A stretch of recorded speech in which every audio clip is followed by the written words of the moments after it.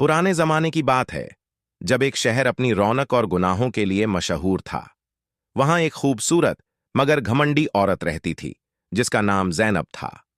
वह एक बेस्या थी, लेकिन उसकी सुंदरता ऐसी थी कि अमीर से अमीर आदमी उसकी एक झलक पाने के लिए अपनी दौलत लुटाने को तैयार रहता।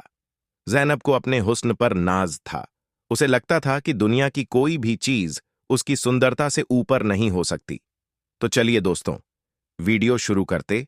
और आप इस वीडियो में खो जाएं इससे पहले, अगर आप हमारे चैनल पर पहली बार आए हैं तो अभी अनन्या भारती यूट्यूब चैनल को सब्सक्राइब करें और बेल आइकॉन को ऑन कर ले, ताकि आने वाली वीडियो का नोटिफिकेशन सबसे पहले आपको मिल सके और आप उसका फायदा उठा सके। चलिए शुरू करते हैं। शहर के एक कोने में एक नेकदिल और शरीफ लड़का सालिम रहता था। वह अल्लाह का बड़ा नेक बंदा था और हमेशा दूसरों की मदद किया करता था।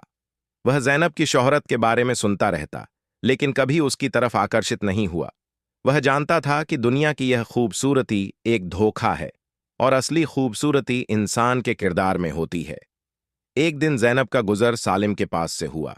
उसने देखा कि सालिम एक गरीब बूढ़े को खाना खिला रहा था। उसे यह देखकर हंसी आ गई।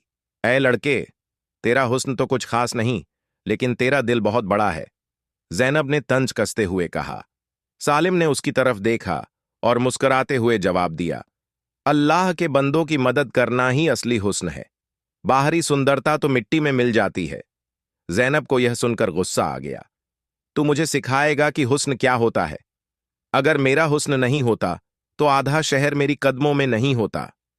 सालिम ने गहरी सांस ली और कहा, हुस्न पर इतना घमंड मत करो ज़ैनब।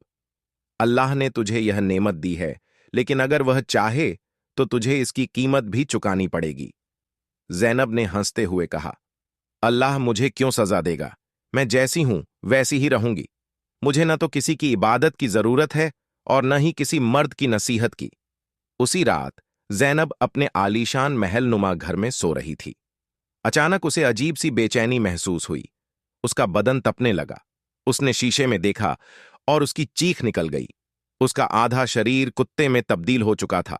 उसकी कमर से नीचे का हिस्सा एक डरावने बदबूदार काले कुत्ते जैसा हो गया था। उसके पंजे नुकीले और डरावने थे। वह चिल्लाने लगी, मगर घर में कोई भी नहीं था। वह बाहर भागी, लेकिन जब लोगों ने उसे देखा तो डर कर भागने लगे।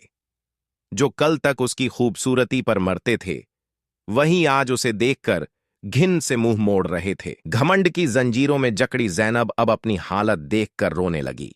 वह समझ गई कि यह अल्लाह की सजा है। वह भागती हुई सालिम के पास पहुंची। सालिम, मुझे बचा लो। मैंने बहुत घमंड किया। मैंने अल्लाह की नेमतों का मजाक उड़ाया। मैं अब तौबा करना चाहती हूं, ज़ैनब ने रोते हुए कहा। सालिम ने उसे देखा और कहा, अल्लाह बड़ा मेहरबान है, लेकिन तौबा का दरवाजा हर किसी के लिए हमेशा खुला नहीं रहता। तूने बहुत देर कर दी ज़ैनब। ज़ैनब अल्लाह से रो रो कर दुआ करने लगी, मगर उसकी हालत दिन ब दिन और बिगड़ने लगी। धीरे धीरे उसका पूरा शरीर कुत्ते में बदल गया और फिर एक रात वह हमेशा के लिए गायब हो गई। कहते हैं कि शहर के लोग कभी कभी रात के अंधेरे में एक डरावनी कुत्ते की चीखें सुनते थे। कुछ का मानना था कि ज़ैनब का रूह अब भी अल्लाह की रहमत के लिए भटक रहा था, मगर अल्लाह के कहर से बचना अब उसके लिए नामुमकिन था। ज़ैनब की चीखें शहर में गूंज रही थीं, लेकिन अब कोई उसकी मदद करने को तैयार नहीं था। जिन लोगों ने कभी उसकी खूबसूरती की पूजा की थी, वे अब उसे देखकर नफरत से मुंह फेर रहे थे।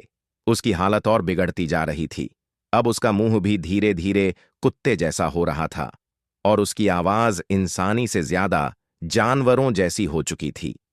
ज़ैनब ने कई मौलवियों और आलिमों से मदद मांगी, लेकिन हर कोई कहता, अल्लाह की सजा आ चुकी है, अब तौबा ही तेरा आखिरी सहारा है। आखिरकार वह जंगल की ओर भाग गई, जहां वह अकेली बैठकर अल्लाह को पुकारने लगी। ऐ मेरे रब, मुझे माफ कर दे। मैं अब तेरा हुक्म मानूंगी। मैं तकब्बुर नहीं करूंगी।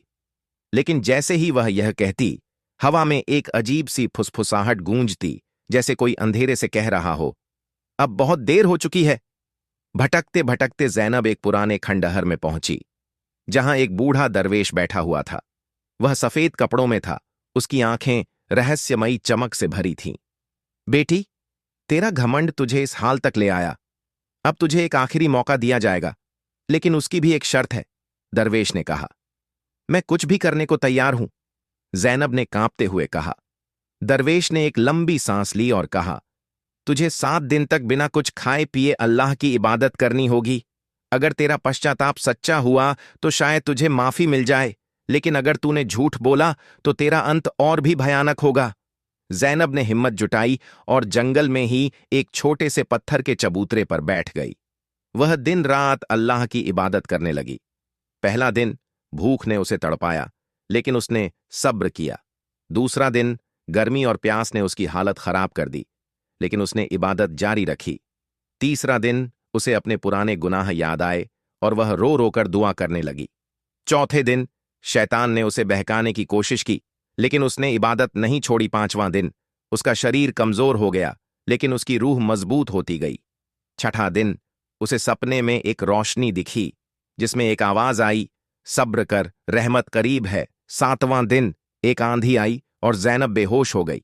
जब ज़ैनब को होश आया तो उसने देखा कि उसका शरीर वापस इंसानी हो गया था। उसकी आंखों से आंसू बह निकले, लेकिन तभी दरवेश की आवाज गूंज उठी, याद रखना, अब अगर तूने दोबारा घमंड किया तो रहमत फिर से कहर में बदल जाएगी। ज़ैनब अब पहले जैसी नहीं रही। उसने अपना पूरा जीवन अल्लाह की इबादत और गरीबों की मदद में बिता दिया। उसकी कहानी पूरे शहर में फैल गई और लोग उसकी नई जिंदगी से प्रेरणा लेने लगे। अल्लाह बड़ा रहमदिल है, लेकिन इंसान को उसके घमंड और गुनाहों की सजा जरूर देता है। अगर तौबा सच्ची हो तो अल्लाह उसे राह दिखाता है।